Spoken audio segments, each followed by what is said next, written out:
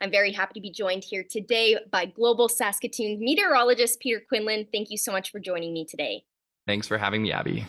Of course, now over the last little bit, or at least what I've noticed, with the wildfires and smoke, we do have those very smoky conditions.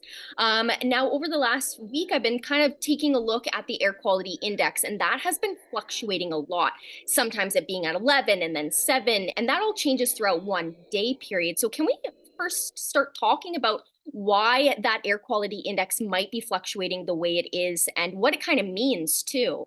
Yeah, they're largely due to minute changes in the wind direction. So basically, we get the air that is upstream of Lloydminster moving in.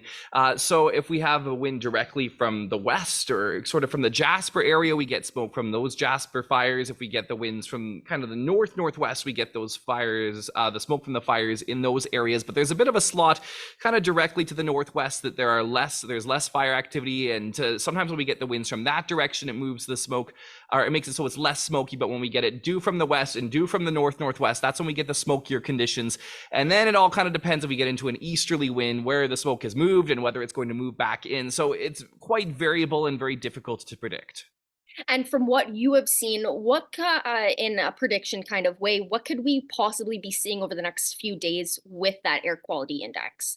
Yeah, it looks like we may see some improvement on the air quality tomorrow. On Friday, we will likely see some deterioration of that air quality again Saturday, Sunday, as we get into a bit more of an influence that draws in some of that wildfire smoke from parts of BC and the Jasper fire area. On Saturday, it looks like we will see some smoke from those fires in northern Alberta. Then we may see a bit of a break early Sunday, more smoke sliding in as we take you through the end of that period. So it's going to be quite variable later next week when we get into a bit of a southwest wind.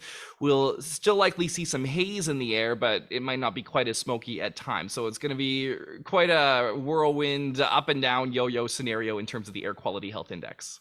So it's going to fluctuate. It's going to continue Yes. to fluctuate, basically, which Hmm. makes sense. And in considering there's fires from all different directions as well, that could prove to be a little bit more difficult too. Now, earlier during the press conference for the Jasper fires, they were talking about humidity and rainfall and how rainfall may not always be helpful with fires, but humidity could play a part in helping kind of tamper the fires. Can we talk a little bit about how humidity will play a part in the wildfires and the weather that we experience? So one of the things that caused the Jasper fire to spark up so substantially was we had a few really dry days, some of the hottest days we've ever actually seen in the Jasper area earlier in the weekend and last week, as well as early this week, with 30-degree heat. The humidity values dropped into the teens at times. So whenever the humidity drops below the temperature, that is when we get what we call a crossover period, where we get explosive fire growth and development. So when the humidity raises up, and today it's been up in a 91 even into the middle of the day, that makes the fire less active because it's more moist and there's more moisture in the fuels. So it just makes it so there's less fire activity, and it helps crews start to get the upper hand. Although this fire is spreading so much, there isn't a ton of rain as well. We've been seeing some spotty showers, which definitely helps, but there is also really not a major dosing of water, which is what we need at this point.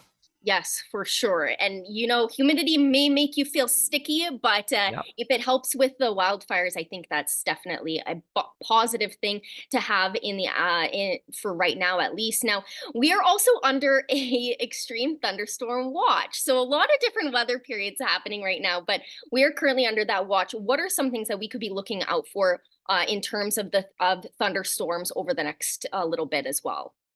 So this severe thunderstorm watch is for the possibility of large hail, heavy rain, strong wind gusts, and the potential for an isolated tornado. And we will watch these. These are kind of situations that we need to keep an eye on through the afternoon and evening hours as they develop, as we see where those storms pop up.